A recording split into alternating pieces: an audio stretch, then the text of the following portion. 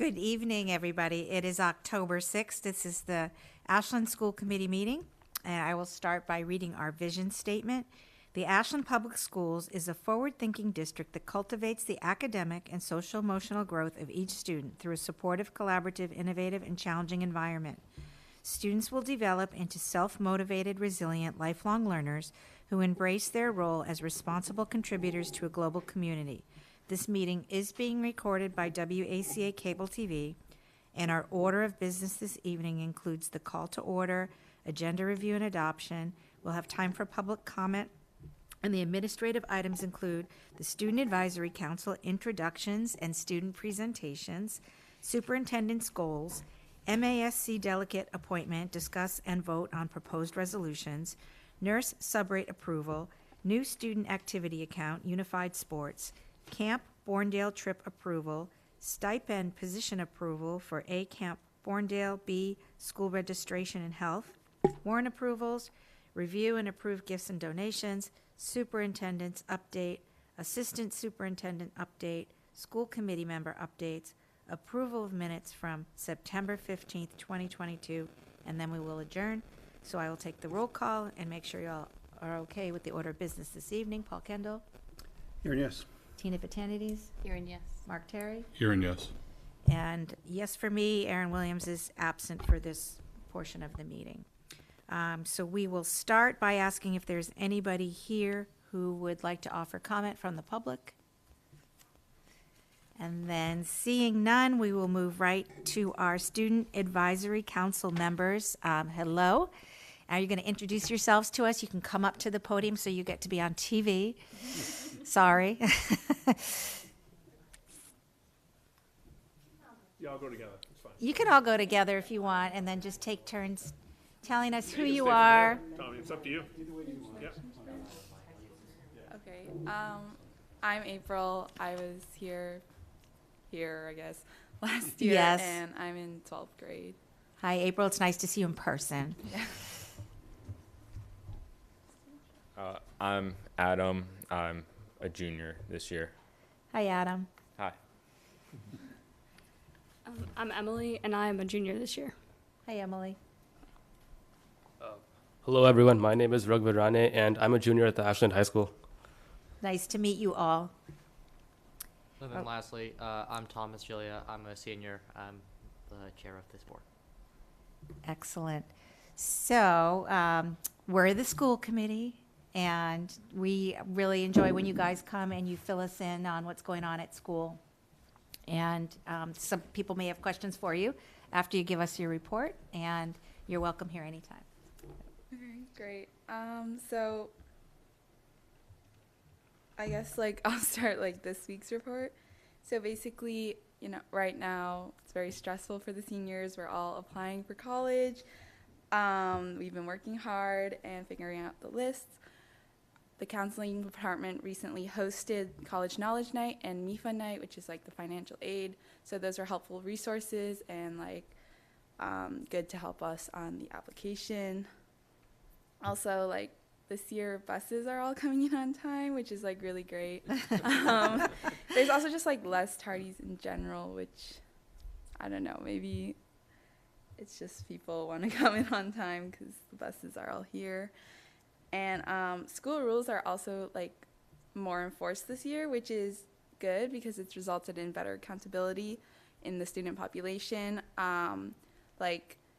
When students take their tests on time, grades are also coming back better, and then they help us learn. So Great to know. I'll go next because that's the order that we put it in the doc. I probably didn't think this through as well as I could have. It's fine. It's all But good. as an officer of the senior class, I'm gonna give the updates for that. So the senior class officers have been planning graduation in the senior week so far, and we've set a preliminary date for graduation as June 6th, 2023.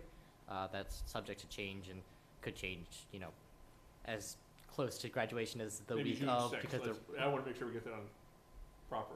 June 6th. June 26th. June 6th. Okay. Yes. the first week in June. Yes.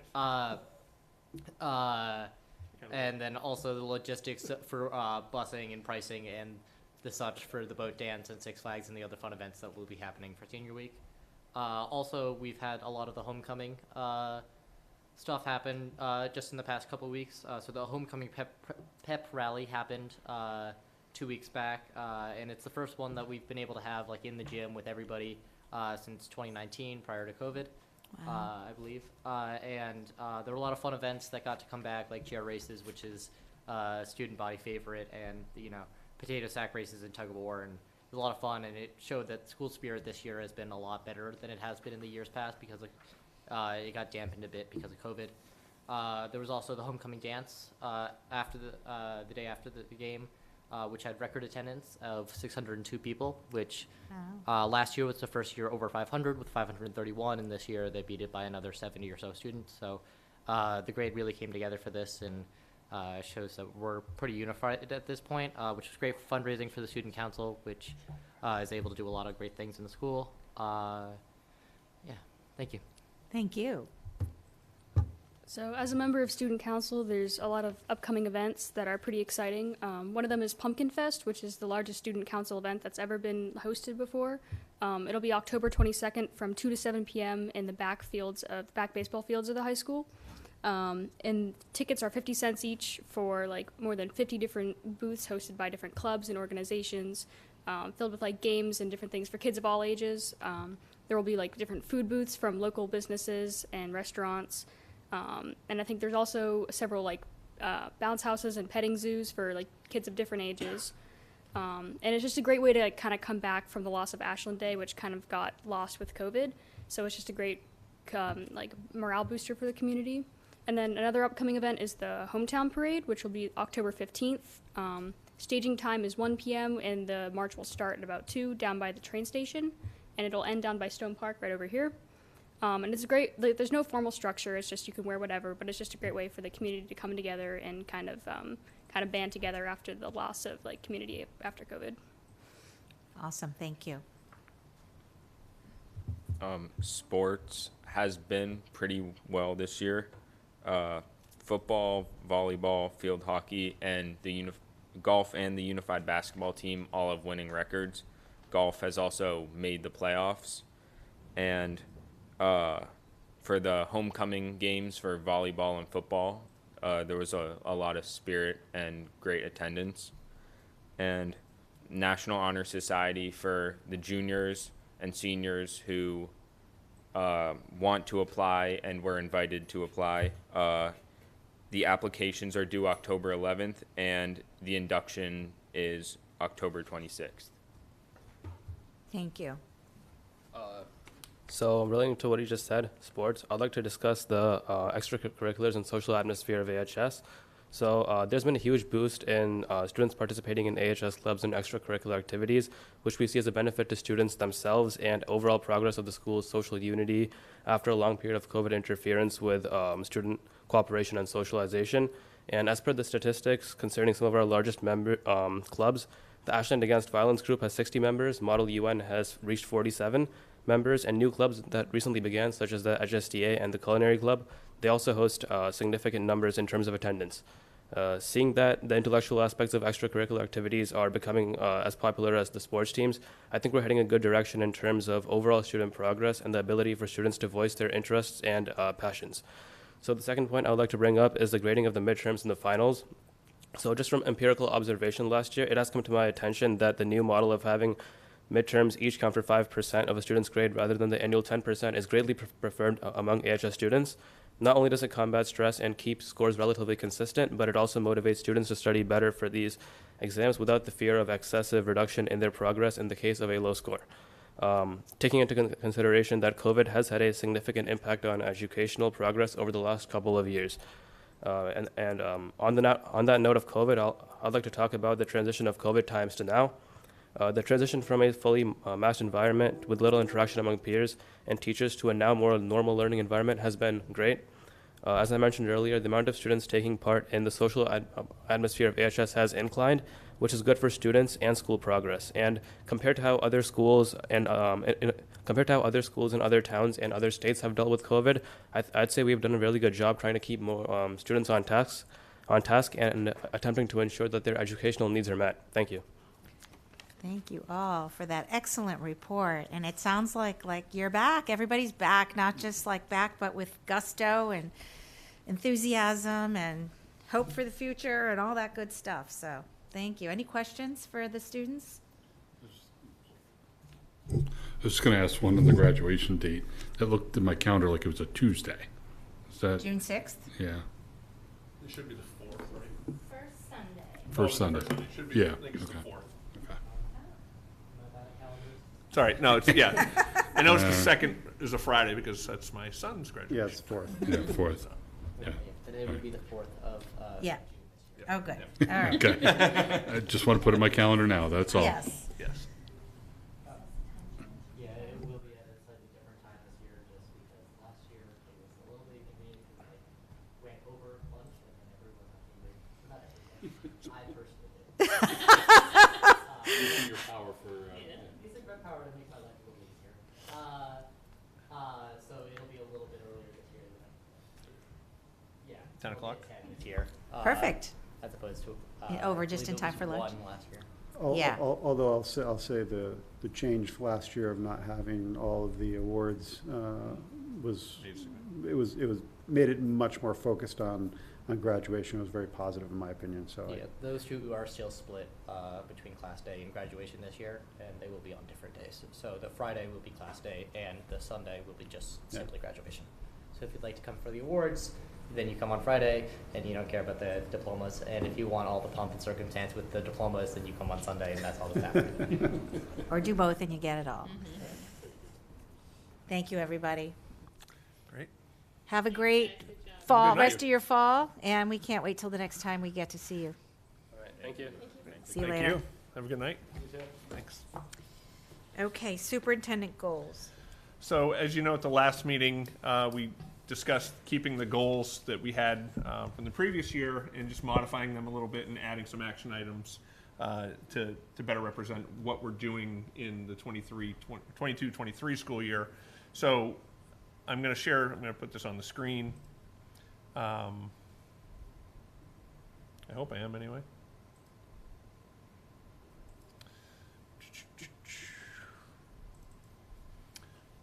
Okay, so there it is.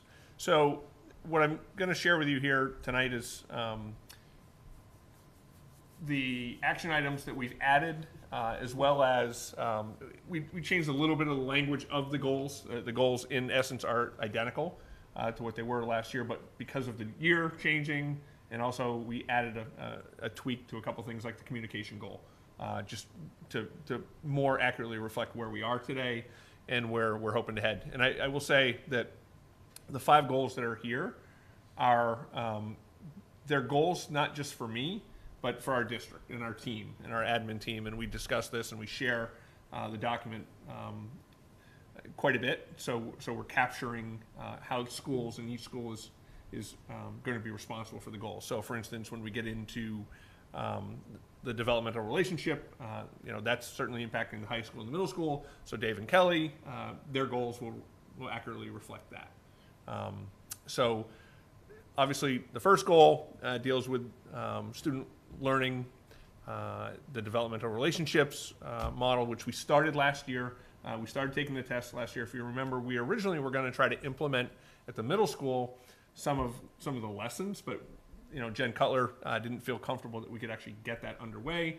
So we took the summer and started preparing for this year. And some of the action items that are specifically related to this are the training that's occurring, AMS and AHS, using their plans to develop those relationships. And by the end of the 23 school year, we'll go back and look at the data, take a survey again, and see, where we are. The conversations we've had, obviously, at this table, is that relationships matter, right? They matter to the educational environment that we live in and the success of our students. The more students are engaged and have positive relationships with our staff and with one another, certainly our outcomes will be a lot better. You may be wondering why this is specifically related just to the middle and the high school. And this specific goal is because we already have an evidence-based programming at pre-K through 5, which is we're doing responsive classroom. So that is the developmental relationship component there. This program is designed for and is more developmentally appropriate for middle and high school students. So that's the reason why we're using this particular survey.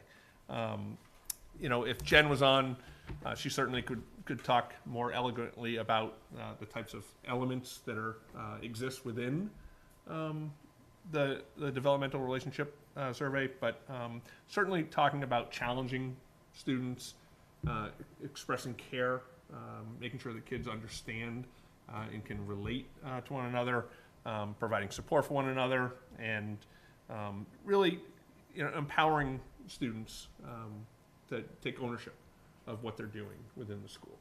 So, questions on that component or that goal? Okay. Goal 2 is, you know, this is a carryover, obviously, continuing utilizing our lessons from, you know, Dr. Taylor and Dr. Floyd last year at the middle and the high school. They've created now at the middle school, I'll slide down because you can see I kept it in red, that these are goals and these are action items that we had last year, but they're carrying forward, right? So, you know, Kelly, the team, she's got the CARES team working on more book reads, working on opportunities for staff and students to come together to discuss issues that may arise throughout the year. The middle school is the newly formed equity team that wasn't there last year. So, you know, Dave's plans this year are, again, taking an opportunity for the staff to come together to talk about issues that may be arising, to, again, have that common language that exists. And in so doing, you know, hopefully providing an opportunity for our staff and our students to eventually have the same understanding of what it means, you know, from an equitable standpoint. The one thing I put in here that we are pulling out from the equity audit was making sure our handbooks are updated. You know, I know Kelly's not only looking at it from the equity audit, but using our attorneys to make sure that we are accurately reflecting some of the laws that have changed as well with regard to just dress. That goes in the employee handbook as well. And then the other one is analyzing the math placement process. I mean, we've talked a lot about that, about from the middle school level, especially in Mendez into the middle school. Hey, Jim, just before I forget, when you talked about the changes to the handbook. Yep. When we have our policy committee meetings and we make changes that are changes based on MGL or different other changes, is that something you are automatically carrying back to the principals for, you know, looking into the handbook to see if there's correlations there that need to change? Or is that something we should probably more formally kind of make sure we're doing? So for the most part, Paul, I would say they are instituting those into the handbooks. But that being said, it's a good reminder when we adjust something here from a policy standpoint to ensure that the handbooks are reflective. Yeah, and I'm more talking about, we've had, you know, a few over the last year or two that were, you know, MGL based. Hey, this change, or was it SGC, or something's changed and we've made a modification based on guidance and those things, and there's probably a need to, there's probably something that's reflective of that in the handbooks that need to be addressed, and so. Yeah, so I want to be specific too, because I'd asked Dave, you know, to be more concrete with regard to some of the stuff that's happening at the middle school, and we didn't put it in here, but his focus is understanding microaggressions and hopefully address issues when they arise throughout the year. And then he's going to have his equity team attend a professional development and bring classroom strategies back to the teams and the department. So it's, you know, that's the focus on his work. Yeah, I was interested a little more on the equity teams and what their sort of charge is. Is it like, well, let me just ask that question. Yeah, go ahead, Mike. Yep. So we're really proud of the work that's specifically been done at the high school in terms of our equity team. The AHS team has been a really bright spot in our entire district right now. So they have met with members of the newly formed AMS equity team, and Dave has some specific goals in mind for his staff this year. But the hope ultimately is that some of the things that are being done at AHS will now be followed suit at AMS. In particular, I was going to talk about this during my assistant superintendent's update, but we have our first PD of the year led by the AHS CARES team, and it's actually one of the facilitators is a member of the AMS equity team. So Joe Lima is going to be working with Mary Nemeth, and they're doing a book study, a 6-week book study that begins next week on The Border by Steve Schaefer. So it's these kind of events that are being held for our students and staff to come together and have discussions about things surrounding race and in other topics that are important with equity in mind. Microaggressions are the first starting point for the middle school team right now. They're going to focus on that. They're going to make sure that they're ensuring that all of the other staff members during faculty meetings or curriculum meetings are understanding what it means to see a microaggression and how we're going to react as a staff to those when we see them. That's where those teams Great. are. Thank you. Awesome, thank you. So then, sorry, I turned the mic on. So district improvement goal 3, again, the language has been changed about communications. Now that Esmer's fully on board, making sure that as we go through the process of the strategic plan being finalized, how we're communicating that effectively, but also making sure that we are communicating, internally and externally appropriately, culturally sensitive as well. But what you'll notice is I've added a couple things to this, right? We need to look at our school committee policy with regard to our social media policy. It needs to be adjusted based on some things, and that's something that we can do simply and get to the board here. I highlighted it in blue because I think this is, if you go up a little, organize at least 3 community events where admin will go out and engage families, and probably more likely what we're thinking is actually having families come to us at one of the cafeterias and provide dinner for families and an opportunity to come and talk about our programming, talk about the schools themselves. It's still a challenge for many families to understand what it is to be in school in the United States and what does that look like. Go ahead, Paul. Is this what you sent us, or is that different? The blue is different. Oh, okay. Yep, I haven't gotten to, I added a couple things based on some conversations with folks. Okay. And I wanted to. Just want to make sure I wasn't missing So the blue something. component I'll get to right now, actually, right? So, we've talked a little bit about the logo and about rebranding, et cetera. Esmer has met with Kristen Brandt, who works for Sun Marketing, and they work on logos, they work on branding, and Esmer is on here, so if she wants to chime in a second, she certainly can.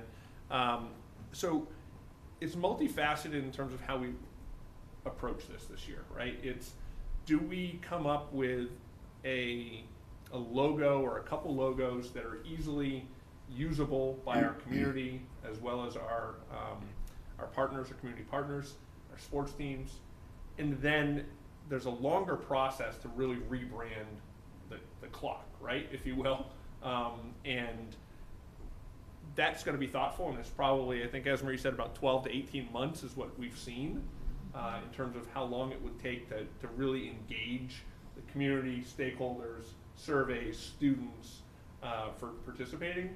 But in the short term, we have one logo right now, and it's a really tough logo to put on, clothing, attire, and our jerseys, etc. So if we can find a way to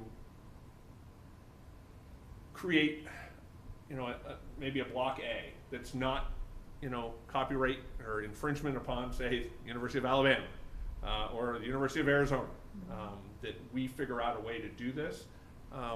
That might be a stopgap for us that allows our community partners to have access to do that. Esmer, go ahead. Are you trying to chime in? Sorry. Esmer, can you hear me? Is she still on? She's right there. Yeah, I've got her on here. We don't see her on the bigger one, though. I don't know if that means anything. Esmer, are you there? Okay, she's not. She might be there. She's Bad there. cell signal. Sure. Oh, there she is. Oh, yeah, no, she's good. Go ahead. Can you hear me? Yes, we can now. Okay. Yes. So certainly. Yes. Yes. Can you hear me? Yes. Yep. Okay. So there are, like Jim said, there are a few options. Yes. Can you hear me? Yes. Hello. Go ahead. No. We can hear you. Hello. You want to text her just saying we can hear her so she can talk? Few options. Oh, great. Can you hear me now? Yes. Can you hear me? Yes. Okay. Sorry about that. Hello. Not watching, but There's a Go ahead. big delay. We can hear. Okay, so there are quite a few options depending on what we want to do. If we want to do a full rebrand process, so that would look, we can completely overhaul what the current logo we have. So what you see on the screen on Jim's profile picture. And if we completely want to redesign, that would be a longer 12 to 18 month process. So we can get community input. So if we want to have stakeholder meetings, if you want to have a more formal process, a steering committee, that is typically what that process would look like, because we have to do a lot of research, then strategize, and then finalize the final creative assets. If we wanted to do just refining our current logo, so just kind of recoloring it to make sure that we can have it in a better file format, since it has been kind of hard to track down the original file, and making it easier for us to be able to print it, embroider it, put it on our web design, and have it kind of in different file formats that not only can we use internally, but also externally. So it would just depend on what we want to do first, and then also in the long run.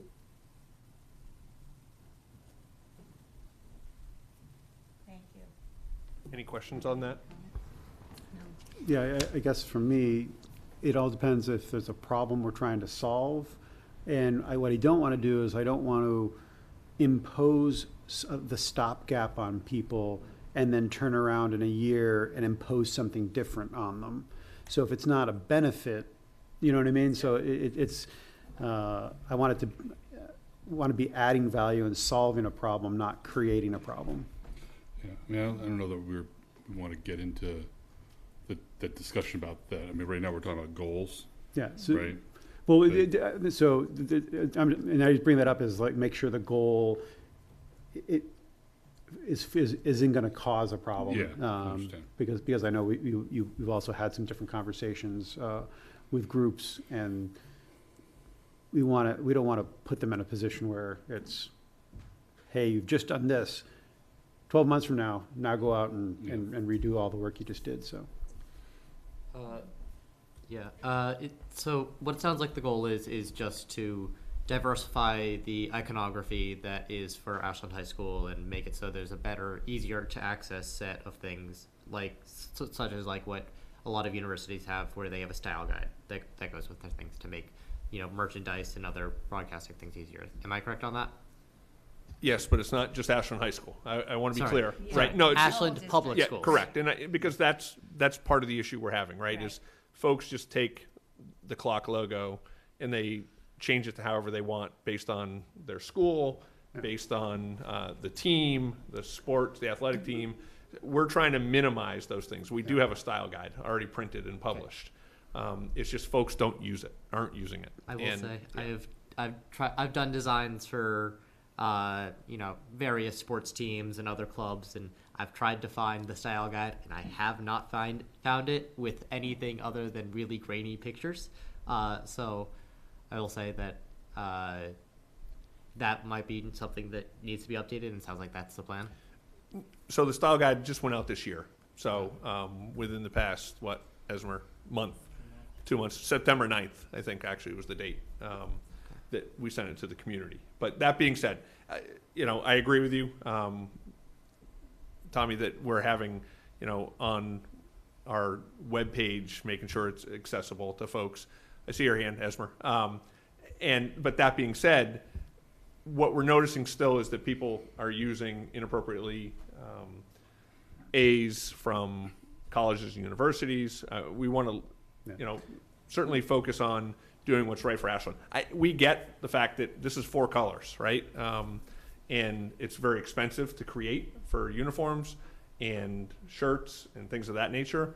But so in the meantime, until we can figure out is the clock, I mean, we've had feedback from groups saying the clock is not appropriate. It's to use the term of someone else, juvenile. But that being said, that's a broader discussion.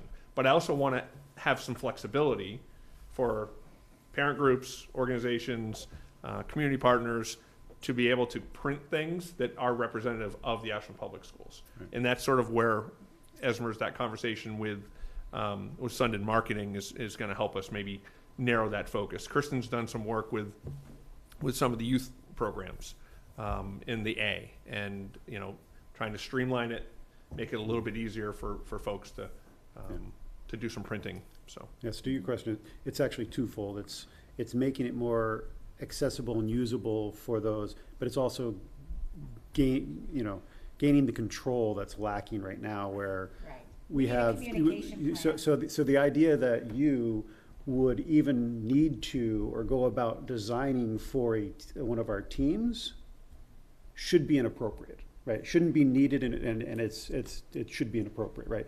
Because you shouldn't be designing something that represents our district, right? We should already have that for you, and it should be accessible. So it's combining and tackling those two things. So Jim, I think the top level district improvement goal, the way it's written, and with one little caveat of what I emailed you earlier in the day, to me that is appropriate. I think we're talking now about some of the action items in there, and I don't know if we're actually voting on the action items or just the goals. It's an appropriate conversation, and I'm not sure that we need. Obviously can't read the blue up there, but one of the bullet points that I think we're talking about is APS will develop a branding and logo strategy for future use by schools and community partners. That seems like an appropriate action item. Yep. And I don't know what the blue does to break it down in more detail, or what you feel is I was just trying to provide context as to what we're doing. Yeah. It's again, I think when you in past have voted on the goals, I've provided you the things we're going to be doing to meet these goals. So and I think sounds like there's still some room though for decision making, where Esmer was talking about, you can take it one way and do 18 months. Right. So and that's what I want to make sure is that I think the conversation internally needs to occur. Do we have a focus for the next 6 to 12 months, and then dive more deeply into a 12 to 18 month conversation for the logo itself, right? I mean, when you look at, so I'll use Alabama as an example. You go onto University of Alabama's webpage and their copyright and their trademark page, and they've got maybe 6 different A's. It's the same A, but the style it can be used as long as they use that particular A or certain terminology. That's what we're trying to get to, right? Long term. It may make you feel better that their A is a little different than our A. I out of curiosity, but I'll be very frank. I mean, the not much copyright infringement and franchising, it's real. Many districts, school districts, have received cease and desist for utilizing their property. And it's happened here in Massachusetts. It's happened all over the country, and we want to be thoughtful of that. And so. And also, to give more context, Mark, I had reached out to Jim because I know that there have been, community groups who had input about the new style guide and wanted to know that there was going to be more of a conversation. And so I had reached out to him in terms of, his thoughts on the action items around involving community members as well, too. Right. Point is, it's on your goal. It's something that needs to be solved for this. And it will be. This year. And it may take a couple twists and turns, but you'll bring that back to us. And we'll. Yeah, so Jim, and just for everybody else's benefit, the point that I had emailed Jim about during the day today was in the first sentence of the district improvement goal. So I'll just read it just for clarity.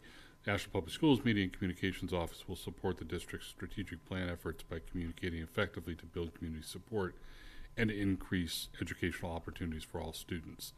And I was sort of questioning sort of how that last clause, and increase educational opportunities for all students, connected to this.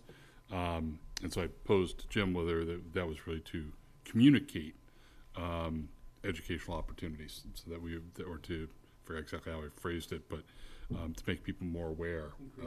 Awareness. Yeah, something like that. So I don't know, Jim, whether you had a chance to think about that, or whether there was a different intent there. I don't want to wordsmith it. I just want to make sure I that's added that consistent. in. You did, okay. Because I did the increased awareness. It was the point. Okay. Yeah. All right, fine. Yeah, you were spot on. You're right. It didn't read appropriately. Okay, no worries. Yep. Yeah. On the same page there. Yeah, we were. I agree. It wasn't clear. The 5-year strategic plan, obviously, these are continuations, just more action items, participate in workshops, include the feedback from the equity audit, create a new vision and mission statement, publicly present this information to the community for final feedback, school committee meetings, and then hopefully get it approved by February. I mean, that's the goal. So then we can roll it out for the future. And there weren't many questions on that. And here's, Mike and I have had conversations internally, and we actually had conversations as an admin team about these goals with regard to literacy. And some of it's a carryover from the previous year. And, we were trying to figure out, this is really like 3 separate goals within one here. How are we, what are we looking to do? But we know, obviously, we had focused last year mainly on the literacy component of this. We've added piloting in iReady for the middle school. And it's, Mark, you would ask the question, like, being specific with regard to 80% of the students who are required to participate in MCAS testing will show at least 50% growth. I'm going to have Mike speak to that because he was trying to find those specific numbers, right? And it's difficult because of going from Warren. And before you do, Mike, let me just, so others know what the question was I looked at that and said, it sounds fine, but where are we now? Yeah. And so if we're setting a goal, that 80% shouldn't be 5% less than what we're at now, as an example. And whatever growth we're trying to aim for in that figure should be reasonable, right? Going from like 79 to 80% might be reasonable, might not, I don't know. But that was the question I posed to Jim earlier, just for context. It would actually be, based on where we are right now, it's a pretty lofty goal. Okay. So looking at the current data that we have now, and we can talk about it finally because it's not embargoed anymore.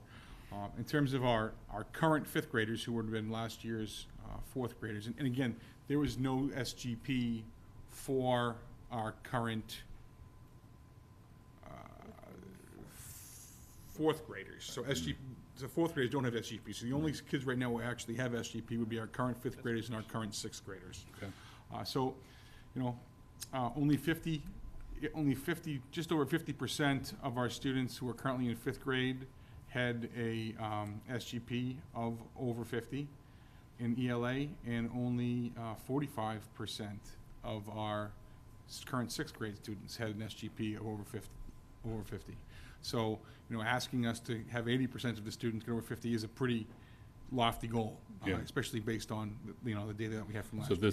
the way this is phrased, this is grades K to 5, so it's really just the 5th grade. Well, yeah, so it would be only 4th, 5th, and it would only be 4th and 5th graders, because 3rd graders don't have SGP.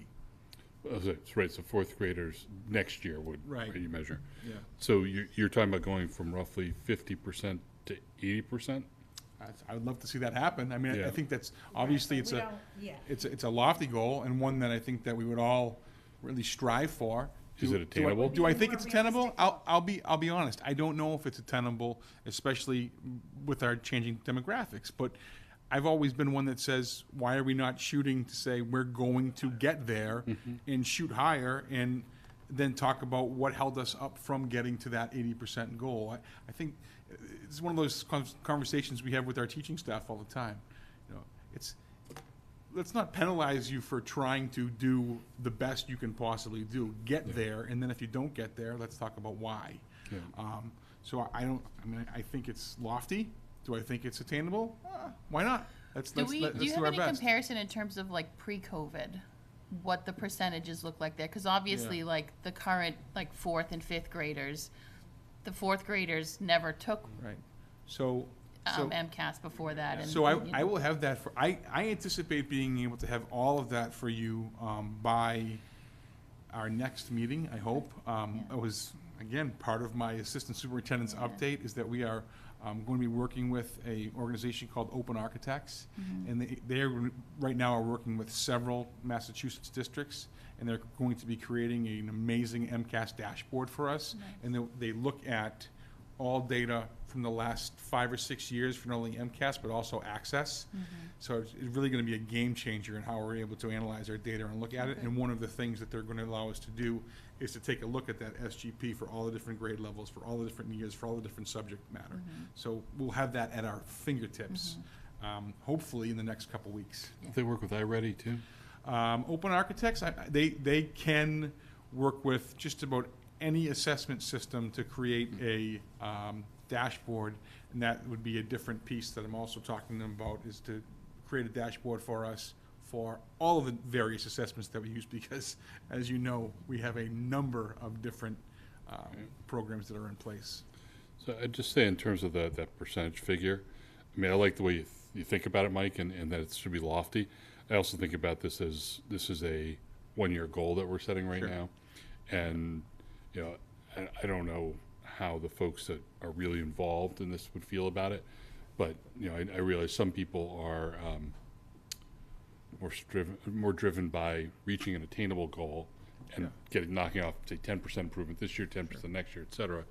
Others, can also respond by, that's never going to happen. There's no way we're going to make it. And so I'm okay kind of in either approach to it. Is there But- a number that's challenging enough, but that's also like a real possibility?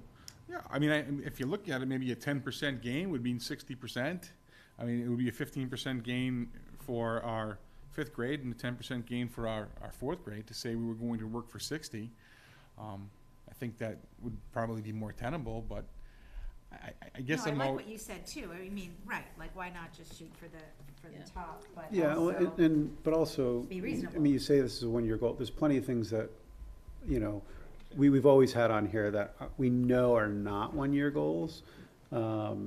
So I don't have a problem with that, but it's that whole, if you don't shoot high, you're never gonna get there. But there's also so I think it's just managing how you go about it. And I think the goal can say this, and then your action items say, I want at least this, I want to shoot, and so it's the kind of how you do it, and what the narrative is behind it, So I think one of the things that you might want to consider then is what triggers the sort of time frame is the introduction to the language, right? It says during the 22-23 school year, students will, right?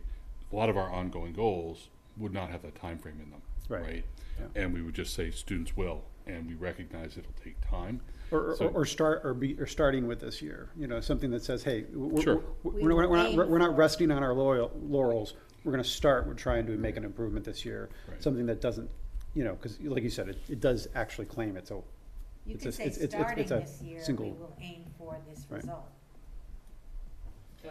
I feel like this isn't that different from what it's been in the past, though, correct? Like, yeah. So I mean, I agree. I really like what you said, Mike, in terms of this is what we want and what we expect, right? This is what we expect to be at, and if we don't get there each year, we take the opportunity to look at why and adjust our methods of getting there. But I think I hear what you're saying in terms of there may be people out there that are like, we're never going to reach it, why bother? But I think it's up to our amazing leaders to say, yes, we will, and let's take an active approach to figure out how. And if we didn't get there in the first year, let's look at why. I agree with keeping it. I like keeping it high.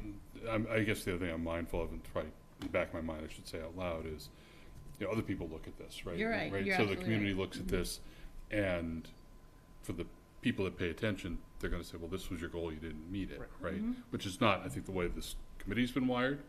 It's not the way we try to do things in terms of saying, well, you failed, right? No, we're more interested in the effort and the progress and getting there eventually. But when you put it out there, people can say, well, 80% is reasonable. What, you're leaving 20% behind, And there are some people that can be wired that way. I just think we shouldn't create a goal that's going to set us up for traps that are just unnecessary. That's all. I mean, And I think we need to be mindful of how we're presenting the information when we talk about why we did or did not meet the goal necessarily. And I'll certainly make sure that I do that when we talk about it. But to your point too, Mike, I think, again, it may be touching on your assistant superintendent update, but it's something you brought up today in our leadership meeting with regard to looking at our curriculum leaders, like being more focused in the month of October, analyzing the data that we currently have, which will help us identify areas to improve upon, right? So that's, we don't have it in here, but that's, there's an intentionality of what we should be doing from the curriculum leadership standpoint. And I wonder whether, and this goes to the whole format of this, whether we should have something that you categorize a goal as a stretch goal, or because even when you look at this, you should have a list of goals. Is it like your Reach College? Right. Well, so but you have, if you have 5 goals, and all of them are checkmark goals, like you should achieve this, you should have some stretch goals, and we should be identifying these as stretch goals, right? So maybe that's one of the ways to say it, is like, hey, we know this is a big ask. The stretch goals might go on for multiple years. We may not get there, but we're going to shoot for it. It kind of identifies how we're approaching a goal, right? And some of them we should absolutely be able to achieve within the year, and other ones, we identify them as stretch goals, and then we can look at it and say, why do we have no stretch goals on here? Jim, what the heck's going on, right? Yeah. Tommy, did you have something you want to share? I will say I had never heard of an SGP prior to tonight, so I did some Googling, and now I know what it is. So the standardized growth percentile. So have we ever hit 80% in the past, COVID, no COVID, like was my 5th grade year, were we fantastic? Did we hit 80%, or is this like a thing that's never happened before?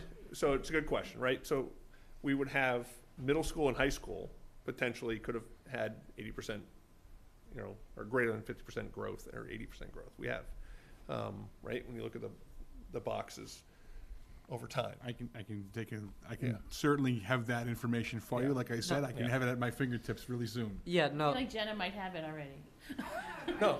I think it's important. Jenna, you should come up here and. Jenna. Yeah, no, thank you for. Just burst out from the audience. Before Jenna speaks, I would say, Press the button. Paul, obviously all goals last year were stretch goals because they're all back here this year.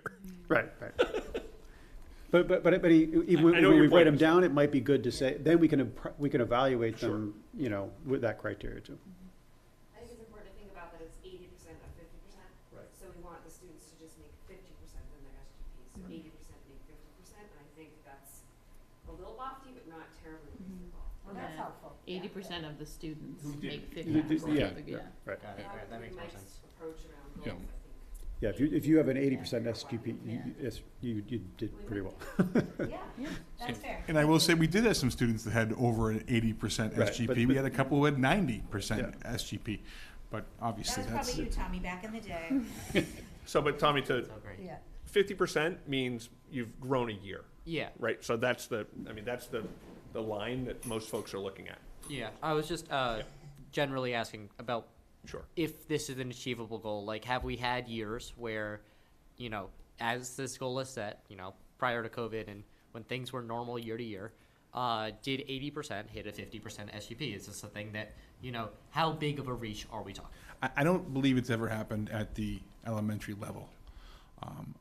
So it is incredibly lofty. Okay. But that doesn't change the fact that I want it to happen. You're not afraid of it, and we're gonna go for it. And I think that's what it comes down to, and I think it's important that we want it to happen. And I know that we're not afraid to go down trying. Yeah, well, and That's the way I I look think, at it. Mark, to your point about setting us up and the reaction of people, I think it's important because Jim says it, that this also embodies what he's been telling everyone, that it's okay to reach.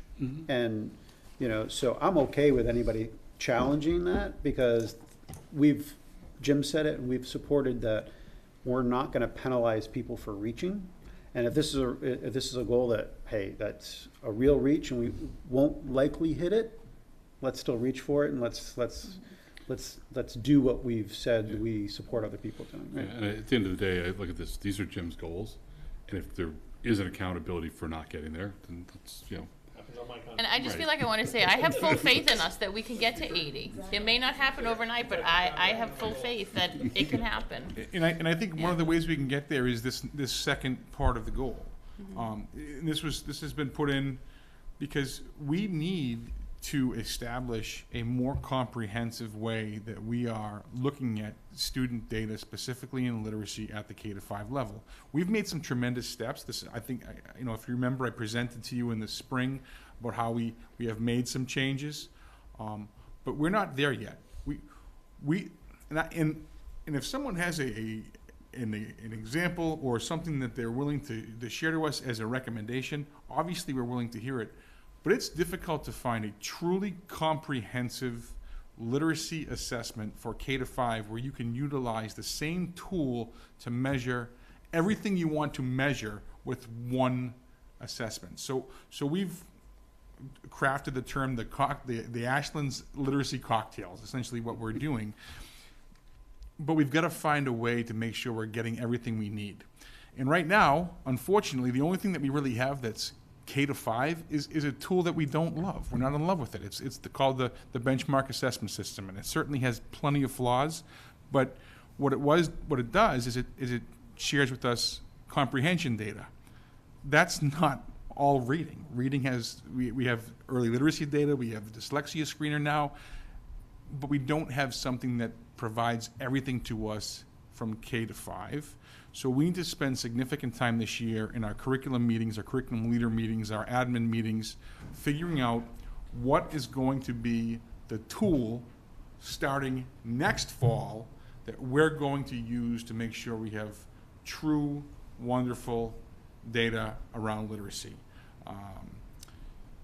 We know that we're going to continue to use MClass. So MClass is actually a tool that we're incorporating this year from K-2, which is going to provide us with our DIBELS data, which is the diagnostic indicator of basic early literacy skills. I'm not expecting you to remember all that from last spring, but MClass is the tool that provides that for us. We're only using that at the K-2 right now. Next year, we're going to be using that K-3, so we'll have that in place. And that's essentially our early screener for dyslexia. With that, there's something called Amplify, which allows us to have some different testing components. We're looking at that at the K-2 level right now. We have the iReady assessments at 3 to 5 that give us significant data about student literacy development. Perhaps we want to incorporate that from K-5. But the thing about iReady is that doesn't include the DIBELS unless we adopt the DIBELS portion of that.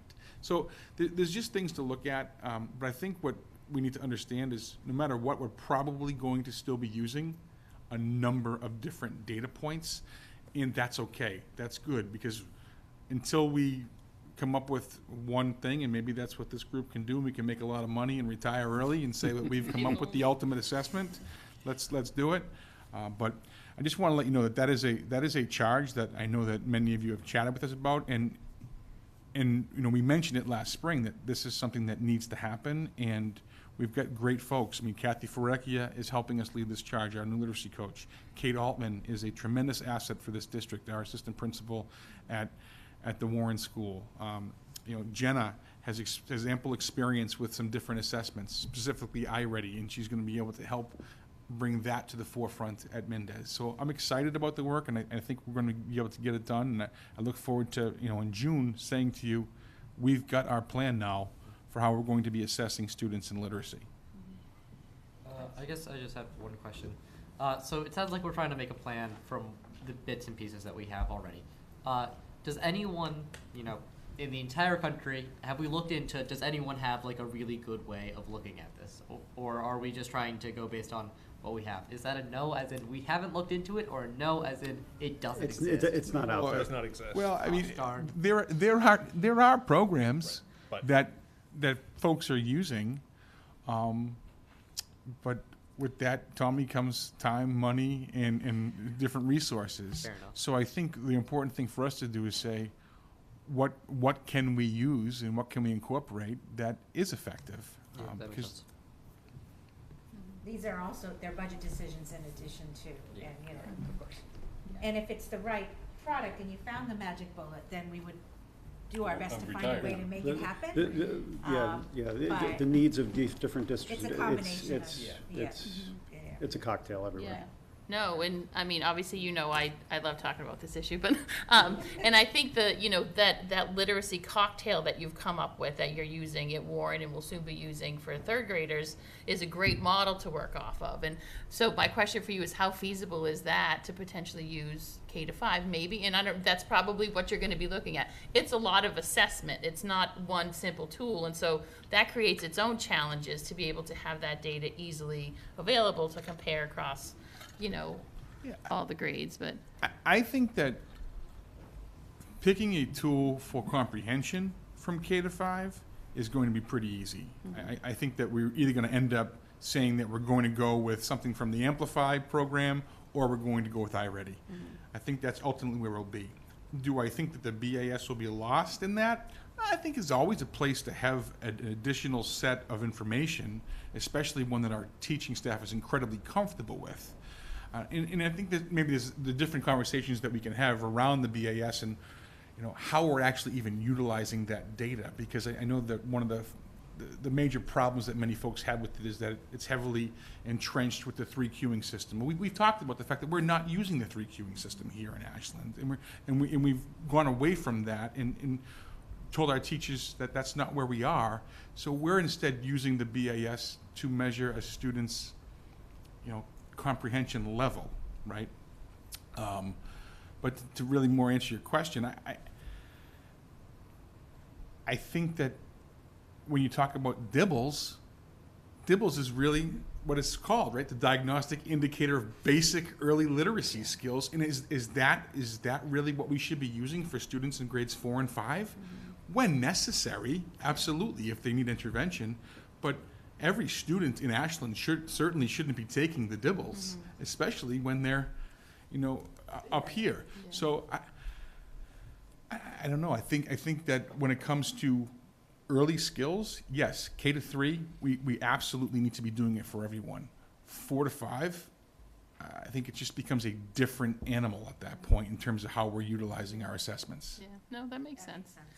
It's challenging. I mean, like you said, it's not an easy box to check and find that it has it. But I'm glad to know. I mean, you guys have done so much amazing work in moving the literacy program forward, and I'm happy to know that it's still part of the thought process in terms of that looking, how do we really, kind of most holistically assess the growth of our students. So I'll be anxious to hear the magic product when you find it, Mike.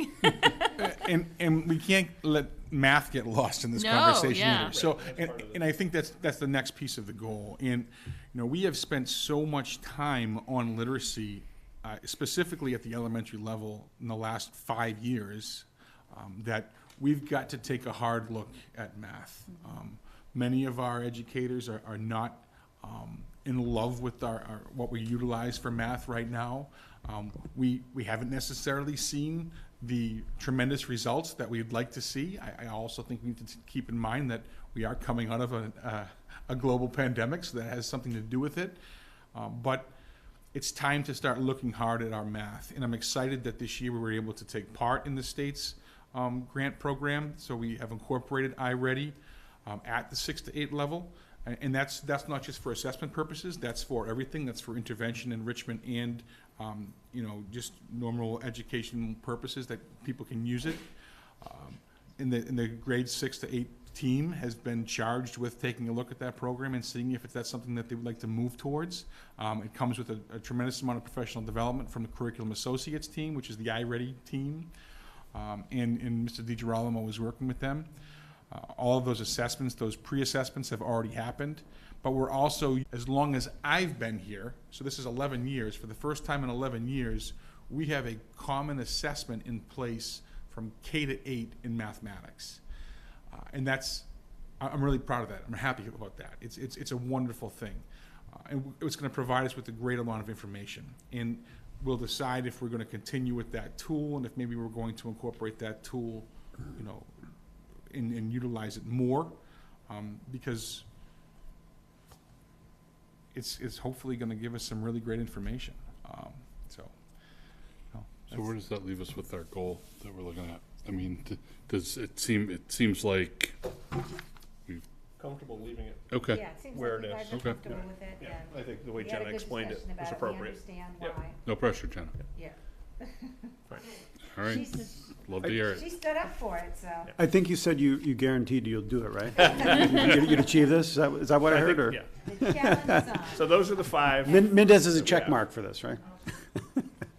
All right, any comments or questions overall about either an individual goal or the submission of the whole package here? Anybody? So you want a motion? Yes, So please. I think it's moved to approve the superintendent's goals for the 22-23 school year as presented. Second. All in favor, Tina? Aye. Paul? Aye. Mark? Aye. Aye. And just so you know, next year, we'll be having a new rubric for superintendent evaluation as well. There's a pilot this year, and next year it'll go into full effect, and then actually the teacher rubric and evaluation tool will be 2 years down the road. Does it give you extra points for a stretch goal? It does not. No. Interesting, okay. Just to double check this, are you making your own rubric for how you're graded? No. Okay, that's good. The state, yeah. Because he was State going to say makes they it. want to do the same thing at the high state school. makes it, If and we as a school committee adopted it years ago, and so it's the same tool that we've been using every year. I just want to make sure, We because don't if have that a was the choice. case, I wanted to start grading myself. No. you You can know see Ms. Mr. Kerr. Adam. You can see Ms. Sinker about that later. Okay, next up, the MASC delegate appointment, we need to discuss and vote on proposed resolutions. For anybody who doesn't know what we're talking about, the MASC is the school committee organization that we belong to, and every year they, the delegation votes on some things that they're gonna bring forward at the state level, so that they can support it as a organization. So we will decide here what we choose to support. One person will be selected to make that clear at a meeting coming up, and that's what we're about to do. So it's not really related to the district, but it's related to our work with this organization, MASC. So I will step in front of the speeding train here unless somebody else would like to do this. Happy to have somebody else do it, but nobody seems to raise their hand. I nominate Mark I Terry mean, I as did our read delegate. them all, and but if you have, especially if you have your opinion on. Well, what's- first let's. The appointment part. Yeah. So I move to appoint Mark as our delegate. Second. All in favor? Aye. Tina? Aye. Should I abstain for the record? Aye. Thank you, Mark. Yes. Okay, so Mark's the delegate. So I don't know, did everybody get a chance to look through the 6 things? So, I mean, I think the way we've done this in the past is sort of, if anybody had was opposed to any of them, we talked through that. If otherwise, we've largely been in support of the things that are here. So why don't I just see if there are any pieces that people. feel like they might be opposed to. I don't have an opposition. I wanted to better understand the first resolution, because I didn't understand, because it states that, you know, it talks about other states and their laws, our state and our laws, and I don't understand. I want to better understand what this resolution, meaning what the laws they're asking for will effectively do. So if somebody's in our state, they typically have to be beholden to our laws and our regulations. This seems to say that there's additional laws that we need to help safeguard them. I don't understand how that legally plays out, and so just better understanding what the laws and how they would work in this case. And I'm not, I'm by no means an expert on this. I think what was happening certainly at one point in the last few years was there's change in immigration enforcement to the point where people started saying we're a sanctuary city or a sanctuary state, which meant that state or that community would not use law enforcement to enforce immigration. Like if you got stopped Right, for right, no, speeding. and I understand that, Right. that I was like, hey, now you're gonna put forth these laws that allow our law enforcement officers to not comply with, you know, and things like that. So I don't. It's sort of more about the cooperation. I It think. was Right, so confusing. are there similar things here? Yeah. Okay. Yeah, so I'm not aware of anything specific that other states have done one way or the other. Okay. I think it's been largely a political talking point. I'm sure, given the way this is written, but I was not involved in this being drafted. This was, you can see, it was sponsored by Lexington, Worcester, Somerville, Grafton, and Franklin school committees. So they kind of took the charge of putting this together. Mm-hmm. These work through a process. They come to the MASC board, and there's kind of a vote to put them forward, not necessarily taking a position on them.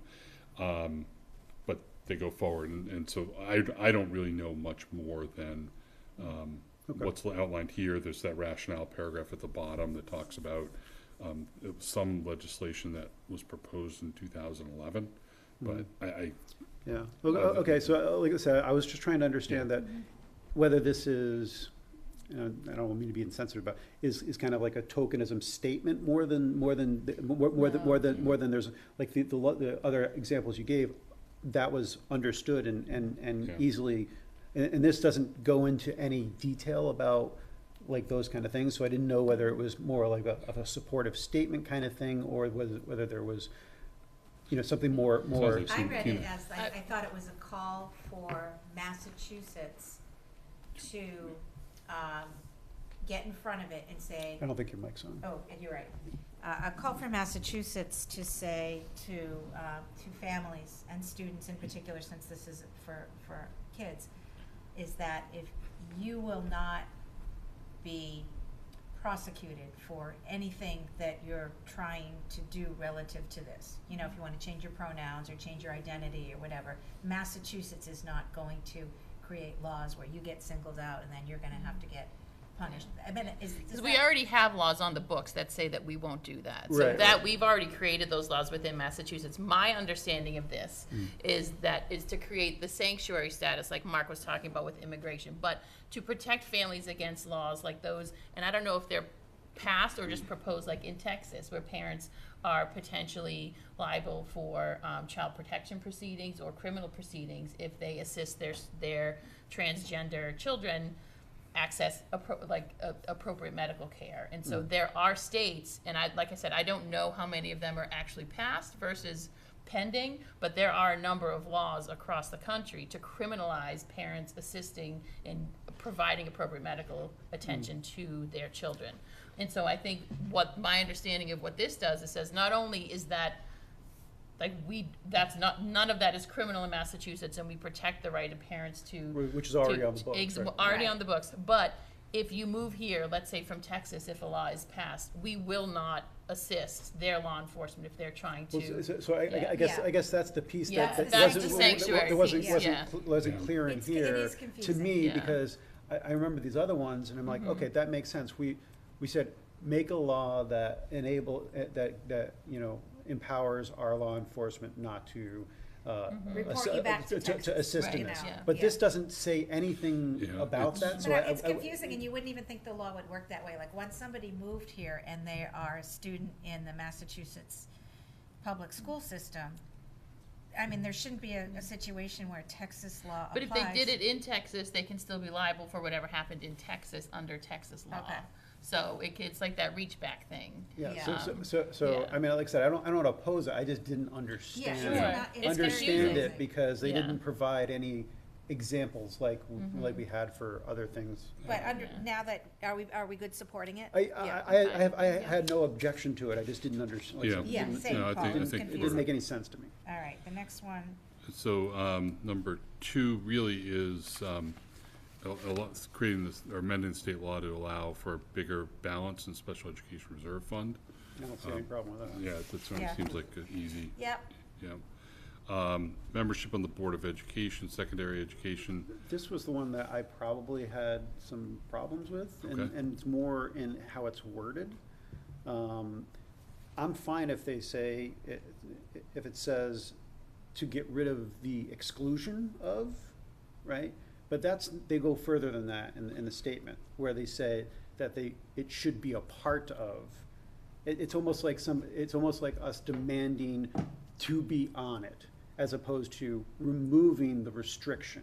but they do go on to give Yeah. the reasons why they think a school committee member should be on it. Well, I don't, yeah, but Yeah. but But I you think, don't- I think the reason for that is in the statute, the Board of Education has like certain designated slots. Like there shall be a member from the Mass Teachers Association or something like that. I'm making that one up as an example. But there are specific designations of some number of the seats. And then I think there's some other at-large appointments that the governor makes or something like that. So I think what this is ultimately trying to get to is we want a seat on that board. And I think they want that codified into the statute.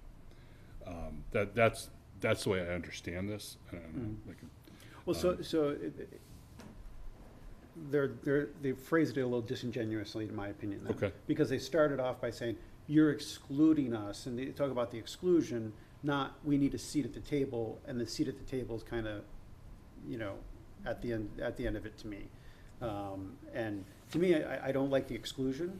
I don't have necessarily an opinion as to whether, because they talk about, right now you're excluding the professionals, educational professionals. And then the wording doesn't really say who sits at that table, right? It says people with educational like, what does that mean? Are you talking about there should be a superintendent? It's Well, I think they make the point, is this the one about when schools go into receivership and? No, No, it's different. this is about the Board of Education and. The makeup of the the board. makeup Yeah. of the board. And I'm fine with, hey, why are you, get rid of the restriction, but then they're not very specific about that wanting a seat at the table and what that seat means. And I think the reason they broke it up into 2 pieces, basically like, therefore be it resolved and be it further resolved, is because I think people will likely support the first one easily and maybe not the second one. And so it's easy to take that second piece off. My guess is that's why they broke it into 2. Yeah, But so- the whole thing is written in such a way that, there will be 3 this and 2 that and 1 that, then it almost doesn't fit if you take off the restriction, but you don't add in. I think what happens if you take the restriction off is assuming that there are some sort of at-large appointments. Right. You're eligible for that, Yeah, right? right You're now, not right disqualified. now, you can't sit at the Right. table, even if Either way. you wanted to be Yeah, appointed. I have not gone back and looked at the statute to see sort of who's The makeup guaranteed of a the seat. board, yeah. And how that works, and I don't know, Jim or Mike, maybe specifically on that, but that's my recollection of how it was set up. And so to me, it's not specific enough with the second piece of it as to who we talking about. We talking about superintendent, we talking about a teachers union, we talking about a teacher, we're talking about Yeah. a school committee member, I think, well, it says 2 things, by including members with expertise as licensed educators, right? So that's actually fairly reasonably definable. Yeah. Which could be a teacher, could be a superintendent, or Right, anybody in yeah. between. And members with expertise in public school governance, which is us, I guess. Yeah. could be us, it could be a former school committee member, Right. quite Yeah. frankly. Right. So, I don't have any I problems didn't with have a this. problem with Yeah. this one. I felt like Yeah. to me, it doesn't make sense that you have a statutory exclusion. Oh, I agree. Right, on the certain people. exclusion, I think, is easy. Yeah. It's like, well, that doesn't make Okay. make any sense. I just wasn't clear about the other pieces. And Okay. So are you okay with it, with this discussion, Paul, or do you think there's a point that needs to be fleshed out, made to be able to support it? We can propose an amendment.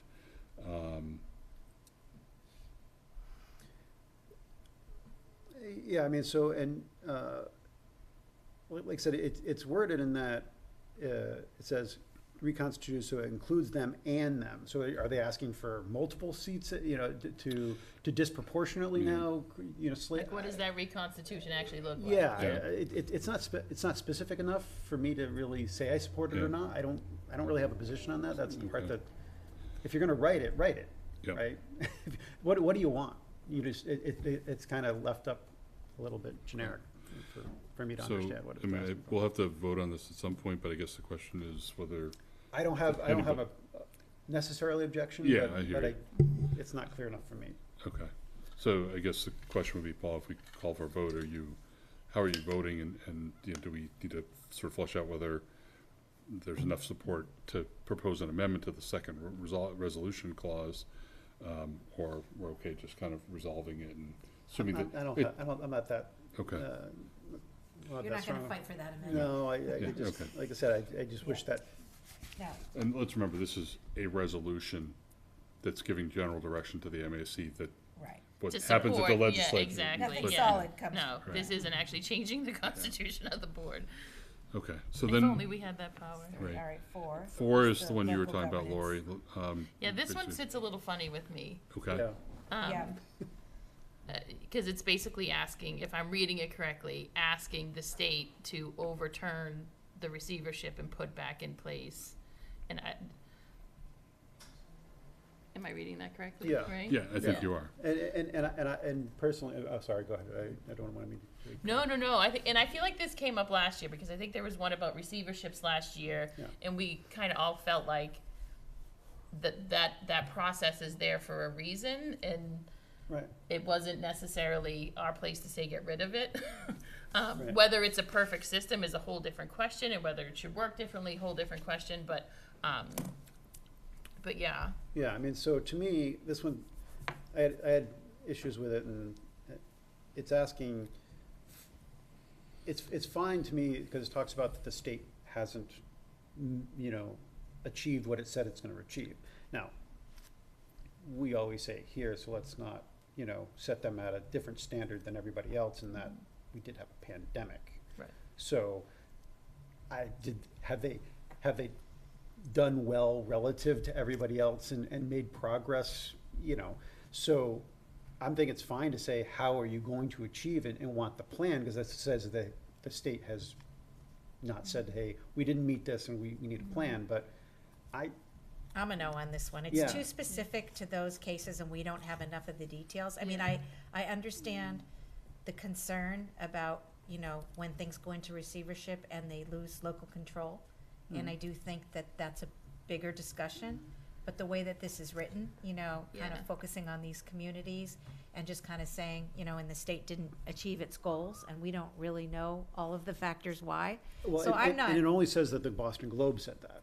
Right? Either way, whether that's true or not true, that's still not enough information. Yeah. And it's too specific to these, Yeah, I say no. I wouldn't I endorse mean, this. I don't disagree that the process Yeah. needs to be looked at, Yeah. and Right. it's an imperfect process. I mean, Lawrence has been in receivership for 11, 12 years almost, Yeah. and that's, if the state comes in, it's supposed to come in and fix things, right? And so you'd hope that it would go quicker than that, but I'm not an expert on any Right, of right. this So stuff. I don't know how. I bro- don't think it's- You don't know yes. how broke it was, you don't know Yeah. how long it's Yeah. gonna I take. mean, if it were a bigger resolution, just in terms of like the process of how you end up in receivership and how you lose your local Yeah. control, I'd be up for that discussion, but this is too specific to these communities, and we really don't know.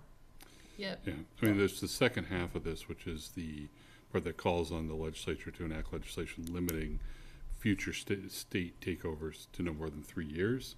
I don't like that either. Yeah, I think I was gonna say, It's a just case by conceptually, case, because it does feel like, Our Who the hell strategic knows? plan's 5 years, so if Right. they gotta turn something around in 3. right, All right, sounds like we're all a no, okay, all right, we can just, so we can move to the next yeah. one.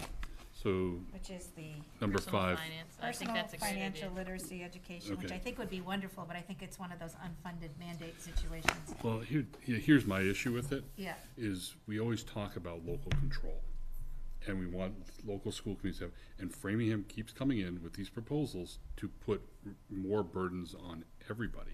Do I think we should be doing this by, Yeah, that's right. absolutely. Yeah. Do I think every school district should make that decision? Yes, but it's their decision to make.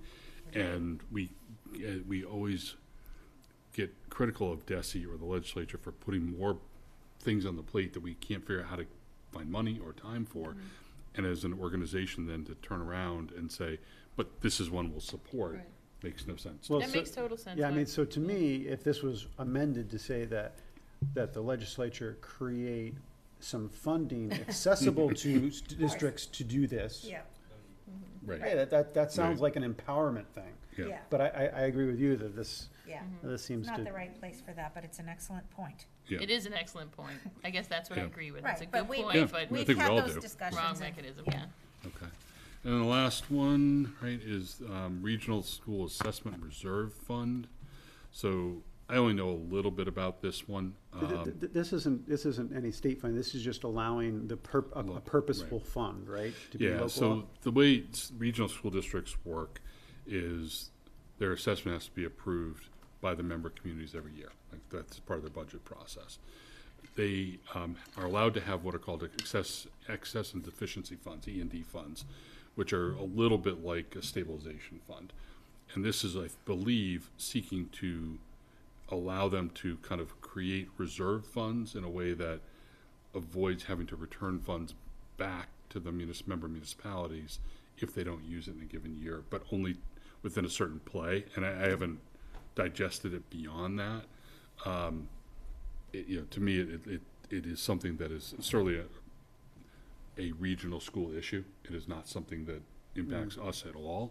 But I think it makes sense to But it's, support but regional it's, but schools. it's local monies. It's local so- issues, 'cause yes. I always, there's typically some of these regional ones on here that want a bigger piece of pies and things like Yeah, that, which more for I'm, transportation or yeah, something and like I'm that. always like, well, wasn't it supposed to be cheaper to regionalize? Right. But you want more money, specific to it. So I don't have a problem with this because it's just giving them another tool in their toolbox, right? Yeah, and it requires local support anyway, so. Right. You good with that one? Yep. Okay. All right, so just to summarize, we're okay with 1, 2, 3, not 4, not 5, and we're okay with 6. I think so, yeah. Okay, so I put a motion on the table that the school committee, through its delegate to the delegate assembly at the MASC conference, support resolutions 1, 2, 3, and 6, and oppose resolutions 4 and 5. Second. All in favor? Aye. Aye. Aye. Aye. And just so it's, there's something formal in place, I'm happy to be either the backup delegate or, you know what I'm saying? So we don't have to say that we voted Mark, and if something comes up and you need, or even if you just don't want to, I'll be there as well. Okay. And, Yeah, I think we probably have to notify MASC, so why don't we, who the delegate is. so I'll move to appoint Lori as the backup delegate. Second. Aye. Aye. Aye. And you said aye too, right, Lori? Aye, thank you. Thank you. Okay. Nurse subrate approval. We're on number 4, Jim, and it's That's well you, past Jim. the hour. No, You No? I guaranteed was us. thinking about trying to move a couple things so we can get Oh. our guests. Oh, yeah, going. I'm sorry. It's all right. So, the Unified Sports New Student Activity Account, who wants to speak to that? Brittany? Brittany? I like that, Cal. Then, I feel bad, I would have put them first. See if I knew that. no, I wasn't thinking either, but then again. Sorry, Brittany, For that you what? had to wait. No, Yeah. it's I would have worth put the you wait. first, but Don't you I, worry. I got a steak at home. It'll be there when I get there. Yeah. So unified basketball and unified track will be, unified basketball's already in session.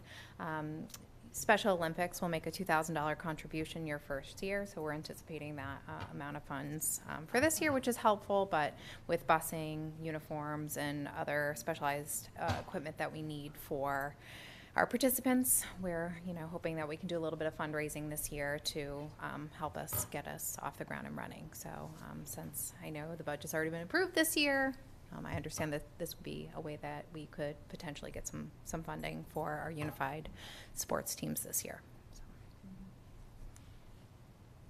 I have just one question regarding that. I know that a lot of the members of the unified sports team are also members of the Best Buddies program, and that it's run sort of like in tandem with that. Yep. So would your fundraising efforts be through the Best Buddies club, or would they be separate? Okay. Separate. I mean, I'm sure largely the participants would be overlapping, but yeah, separate. Yeah, so, and that's what this is. This is an activity account, so they could raise funds specifically for this. Anybody questions, concerns, motion? I think it's great. I love that that we have this program in Ashland now. Yeah, Very it's excited. awesome. So I'll move to create a student activity account for unified sports. And we also need as part of that motion to allow the principal to deposit and expend funds from the account. What he said. I agree. Second. All in favor, Paul? Aye. Tina? Aye. Mark? Aye. Aye. We typically do that when we do all of them at the beginning, Yeah. so we don't want to forget to do that. Great. Thank you all. The Camp Warndale trip? Yeah, so Next time, feel free to raise your hand and say, I gotta go eat my Yeah, steak. I'm so sorry. No, No, it's my fault. I should have before. Yeah, it's the Jim's goals. fault. It wasn't on his goals. Yeah, the goals were along. Yeah. So we'll have Mike and then Jenna. Jenna wants to come up as well. Talked about the Camp Warndale trip again for Tina's, education here. This goes back a number of years. Yeah. But so Mike will just present. Yeah, I'll just very quickly, then I'll turn it over to Jenna. So as you may recall, in the 2019-2020 school year, we had come to you with a new innovative trip for our 5th grade students when I was at that time principal of the Mendez Elementary School. We had partnered with the AFI, who had provided us with a $24,100 grant to have an overnight educational experience for our 5th grade students. The organization that we chose to partner with was Camp Warndale in Plymouth, Mass. That trip never happened. We still have that grant money that does need to be used for the purpose of an overnight trip.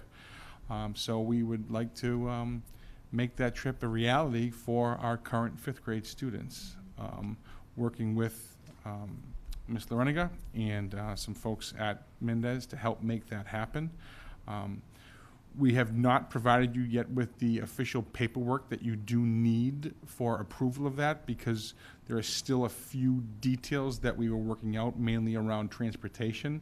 But we have now got all of everything that we need, so I think it's safe to say that we can put it on for the next agenda to make sure we do. We do have a date. I'll let Ms. Loreniga go talk about that stuff, but I want to be able to just sort of give you a background of where we are and where we want to go. Excellent. Thank you. Thank you. The proposed trip is going to happen, June 12th, 13th, and 14th. So one pod, which consists of 5 of our 5th grade classrooms, would go for the first night. And they would have their programming the first afternoon, stay overnight, and have the whole full second day. Our second pod will go on the Tuesday.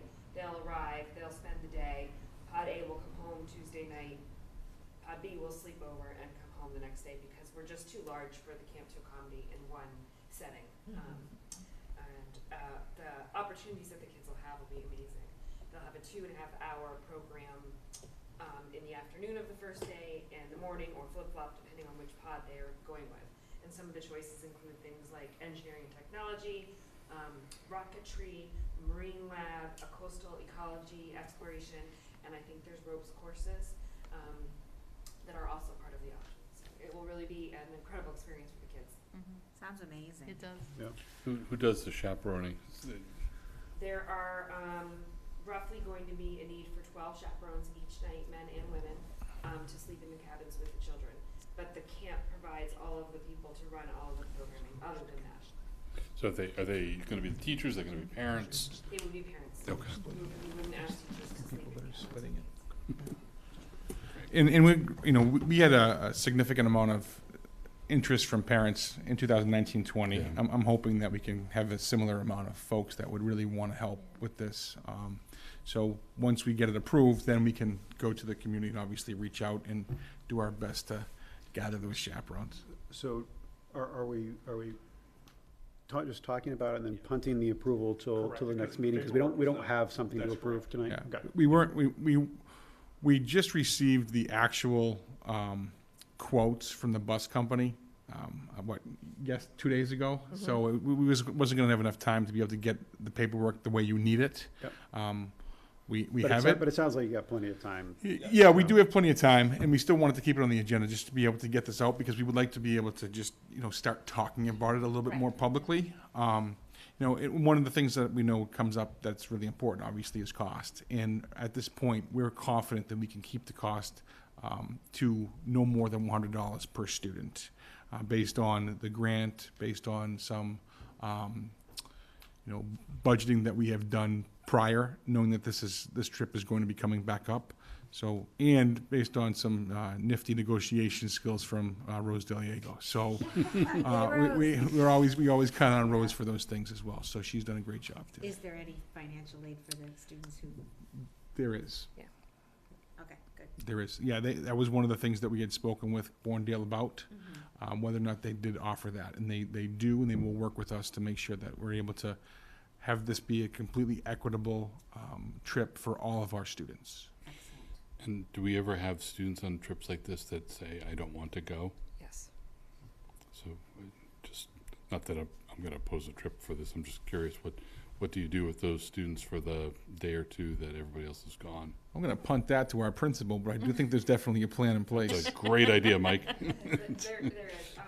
I think I've done these trips in prior districts before, and there's always children that don't want to go for a variety of reasons, and there's usually one teacher who doesn't want to go, so you can match them up.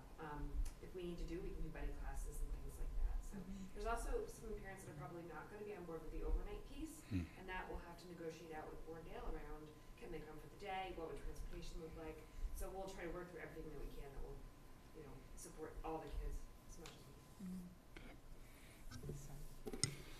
So we're not going to do anything on 6 or 7. On the stipend position? I think you can walk away confident that you can start talking about it when you have support for it, though. Yeah, So the only, Go out on that limb. yeah.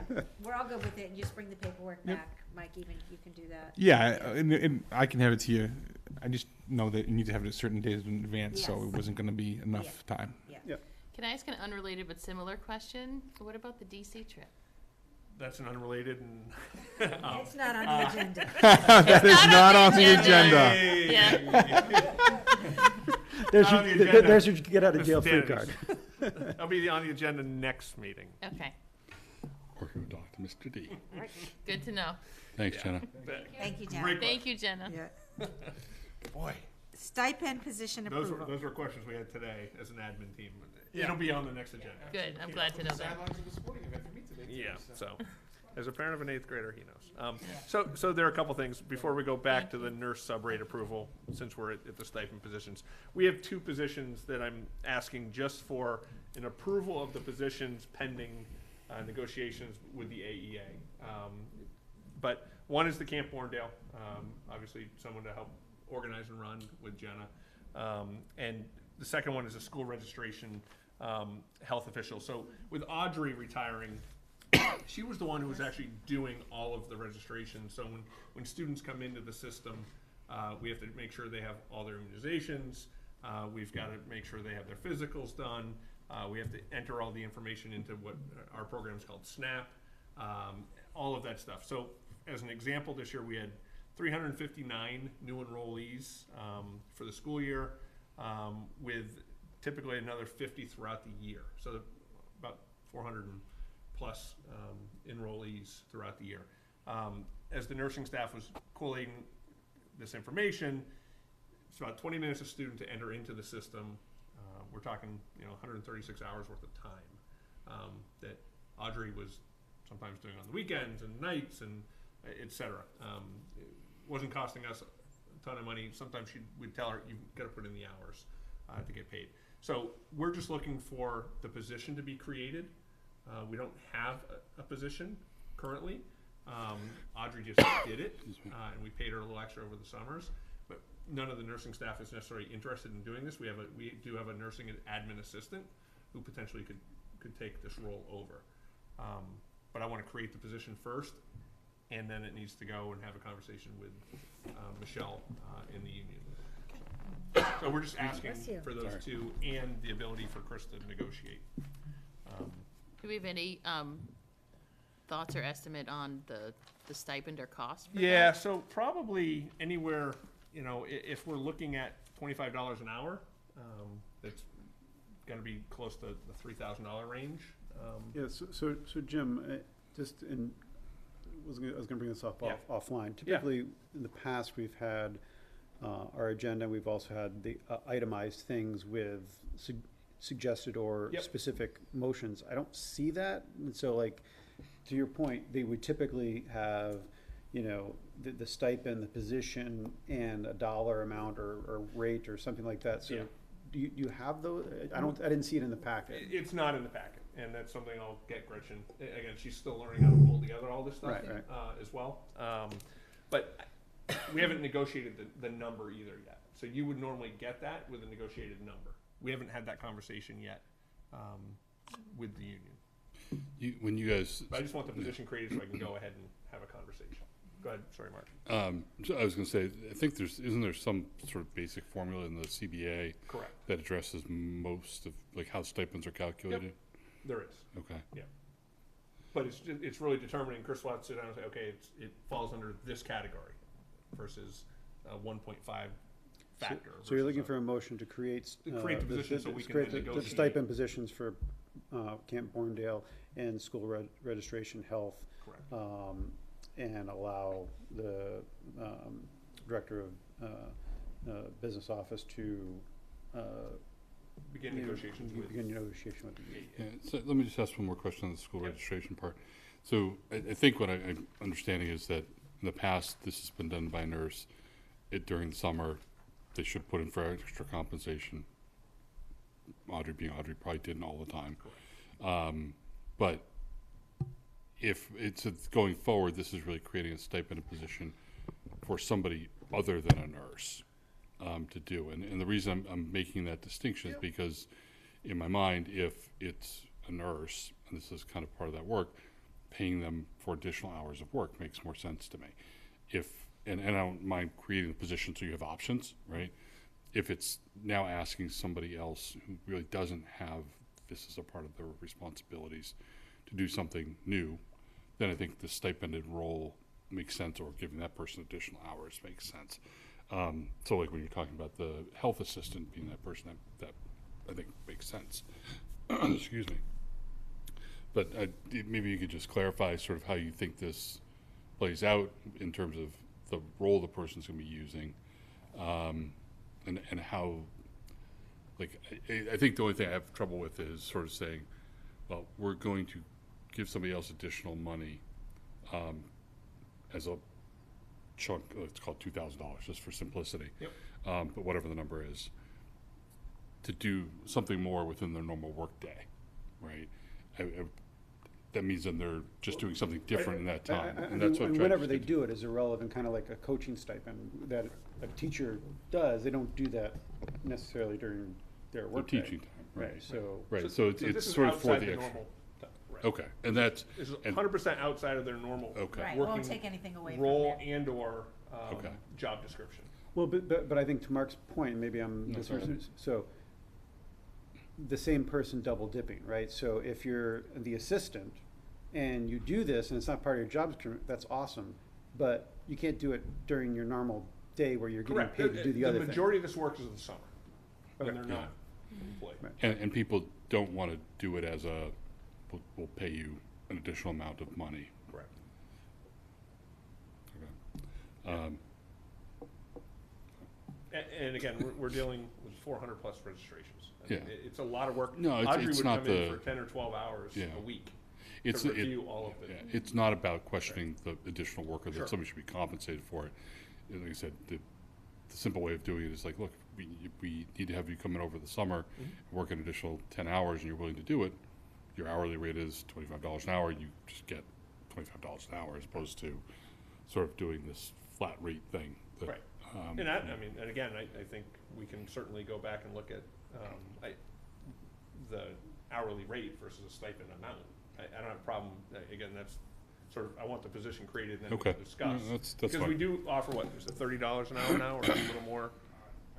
But, right, for curriculum work in the summers or whatever it is, it's outside of, so we, yeah. So you we just can want the put it as- position, We okay. can put it, I just wanna have the Yeah. position created and let Chris negotiate whatever that amount is. Yeah. So I'll move to create the positions of Camp Borndale advisor Yep. and School registration. school registration School health assistant. registration. School health registration assistant. I'll second. And then all in favor, Paul? Aye. Tina? Aye. Mark? Aye. Aye. Okay, warrant approvals? No, we gotta go back we up. gotta We gotta go to the back. nurses. Oh, Again, we're gonna sorry. stick with the nurses. Nurse subrate approval. Nurse subrate, just like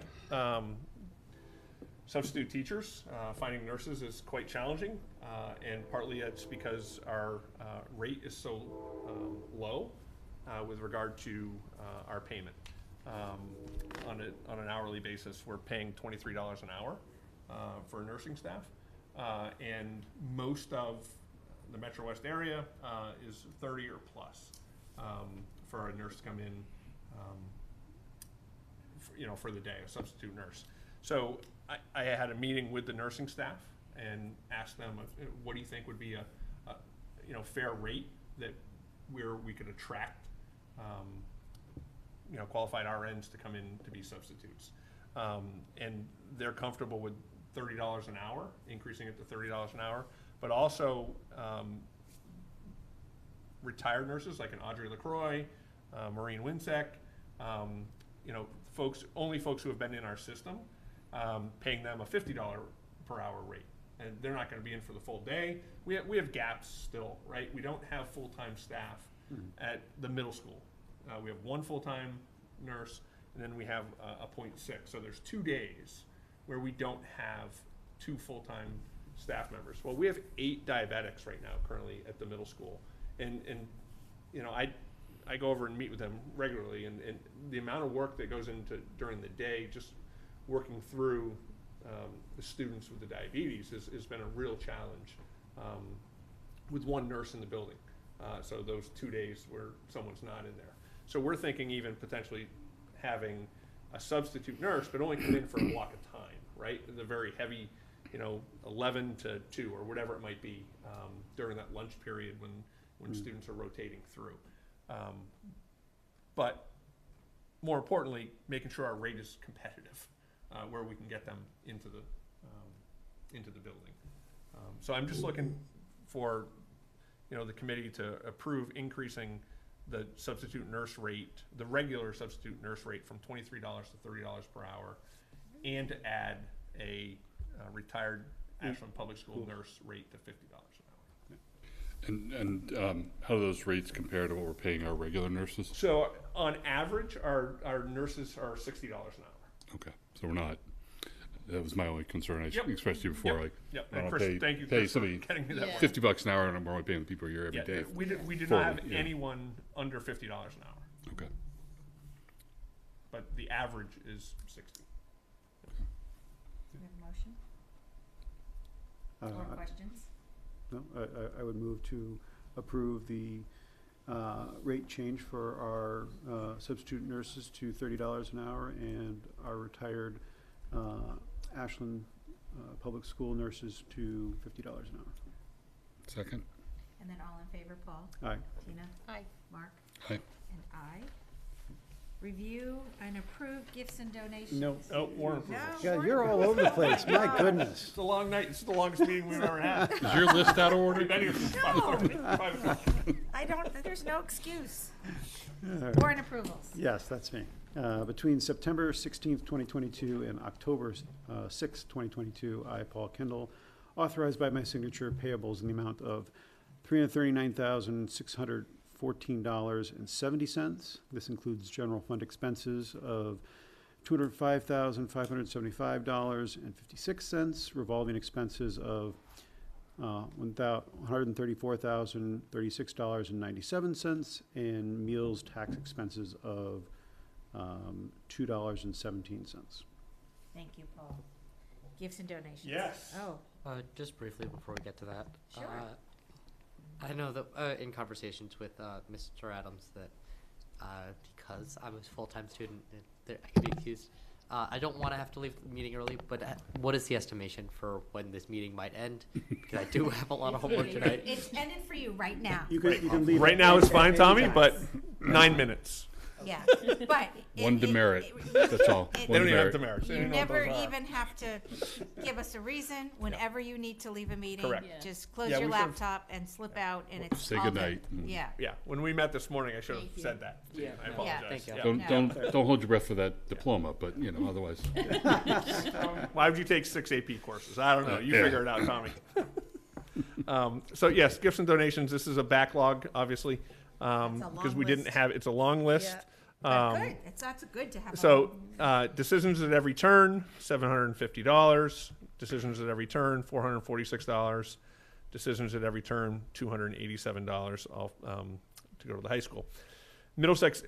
The next, 14 items are specific to the AHS Pumpkin Fest.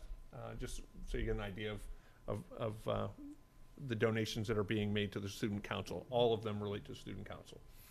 Middlesex Savings Bank, $1,000. 126 Self-Storage, $200. Martell HVAC, $200. Ashland Mini Storage, $1,000. Tom's Auto Body, $400. Platinum Physical Therapy, $200. Zeta Fencing, $230. Thompson Architects, $200. Minucci Auto Body and Welding, $200. Moody Optical, $400. Ashland Lumber, $400. Worcester Air Conditioning, $400. Decisions at Every Turn, $200. Abbey Carpet and Floor, $200. Divine Stoneworks, $400. Needham Bank, $1,000. Let Go Your Mind, $200. Mozzie, $200. Summer Street Automotive, $200. Best Friends Pet Care Incorporated, $200. CrossFit Synergistics, $200. Crossroad PT at 26 Wellness, $200. Ashland Insurance Center, $400. And Wegmans, $249.99. Overall, gifts and donations, $9,962.99. Wow. Thank you. Thank to you, all the everybody, Local yeah. businesses supporting our district. Who's got a motion to accept the gifts and donations? Move to approve the gifts and donations as presented. Second. All Aye. in favor? Aye. Aye. Aye. Thank you. Okay, superintendent's update. I've got nothing. Assistant superintendent's update. We stole your thunder early on. It's great. That means this can be really quick. Gave you everything for the most part. Jim talked about the curricular leader meetings in October. We're going to be looking at our MCAS data. And really excited to be continuing a program with the Milford Public Schools and the Mendon-Upton Regional School District, where we're working with our second and third year teachers in a mentoring program. That partnership has been going on for a while. We are hosting the first of many days where teachers from each of the districts will work together and do learning walks. So October 12th, Ashland is hosting, so we will have several colleagues. What is a learning walk? So a learning walk is a great question. So really it's an opportunity for the teachers to go into other classrooms and just sit back and observe what's happening, and then they have a particular topic or focus area that they're looking at to see if it's happening in the classroom, and then they go back and they have a chat similar to what would happen if you're doing rounds, instructional rounds. So Elmore was really the instructional rounds guy, and we've taken this from him and now encouraged our folks to go in and just do a quick observation. They're about 20 minutes long, and then they go and they discuss what they saw with each other. It's non-evaluative, but instead it is an opportunity to ask questions. No, we don't give any feedback. They're educators. There's no feedback. So to Mike's point, though, before you go further, we used to do this as an admin team, right, as well, to help us calibrate how we were, what we were seeing from an evaluative standpoint. These are educators going in with other educators. So looking at their peers, and they're just getting ideas, and there's really very little time for them to chat with the teacher. They sometimes will go in and talk a little bit with the students that are in there if there's a moment in time to do that. But what they can do is then go back and talk to each other about what they saw and questions they may have. And we take them through an activity before we have them go in, where we introduce the learning walk, the protocols, and So it's more of a learning opportunity for the teacher on the walk. that's correct. Gotcha, okay. Yeah, that's correct. Nice. It's really fun. Yeah, it's great. It's a good opportunity. Excellent. Okay, school committee member updates. I'll start with you, Mr. Kendall. I don't know what to, lots of stuff obviously happening over at Mendez. If there's a time that the group wants to, with the, you can get there. We have construction stairs now. All the first floor and second floor slabs are there, so you can walk it relatively easily. There's sheathing going up, there's framing and things like that happening. So if there's a time that the group wants to get over there, happy to arrange Yeah, that. we talked Yeah. about. Yeah. Yeah, I'd love to. I haven't Yeah. been, yeah. yeah, love to do it. All right, I we'll know. send I was just gonna say, we'll coordinate our schedules. coordinate Yeah, some so whatever times. times work for you, Yeah. Jim and I can typically probably make that work, and if not, we can just ping Is it- Compass to. Is it better to do when they're not doing work, like the end of the day, when they're off Late the job afternoon. site, or? It really depends, we go at any time of the day. Right now, there's not so many trades that you can't walk through, that you can typically walk through Okay. right now. If we waited a few months, then when it's more enclosed and you have more Right. trades all stepping on each other, then Yep. it's probably a little bit more complicated, but no, we can do it pretty much anytime. Okay. Thank you. Anybody else? No. Nope. Minutes, September 15th. I just noticed that, I'm like, why are the minutes at the end? Yeah. Typically, we have a. Yeah, usually Yeah. they're before we- school we- committee yeah, member so- updates. Yeah, so typically we have I got it. an administrative She's section. learning. Yeah, it's all good. You want to make a motion to amend the agenda at this point, or? Well, no, maybe that's what's I can throwing move you it up. off. Maybe that's what's throwing you off. That's exactly what threw Yeah, me there's off. your excuse right there. We'll call it that, right? We'll call it that. I move to approve the minutes of September 15, 2022. Second. All in favor? Aye. Paul? Tina? Aye. Mark? Aye. Aye. All right, all we need now is a motion to adjourn. Motion to adjourn. Second. All in favor? Aye. Paul? Aye. Tina? Mark? Aye. Aye. Thank you, everybody. Good night. See you next time. Thanks, Paul.